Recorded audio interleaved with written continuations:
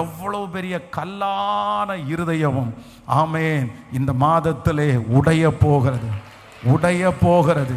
தொடர்ச்சியாய் நீங்க சோர்ந்தே போக வேண்டாம். ஏசப்பா உங்க பக்கத்துல இருக்காரு.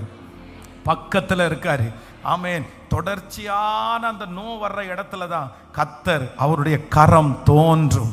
ஹல்லேலூயா. இது நீங்க சொல்லுவீங்க, இது மனிதனால் உண்டானது அல்ல, இது தேவனால் உண்டானது. நிச்சயமா இந்த ஃபர்ஸ்ட் சொன்ன இந்த குறிப்பு நிறைய பேருடைய தலையின் மேல இருக்க போகிறது. ஹல்லேலூயா. ஆமென். யோசேப்பு சிறைச்சாலையிலே இருக்கும்போது வெளியே வர்றதற்கு என்னென்னமோ முயற்சி எடுத்திருக்கலாம், இல்லை நடக்கல. சிறைச்சாலையினுடைய அதிகாரி அவனிடத்துல கேட்ட நடக்கல. அவனுக்கு சொப்பனத்திற்கு விளக்கம் சொல்லி அந்த இடத்திலிருந்தும் நடக்கல.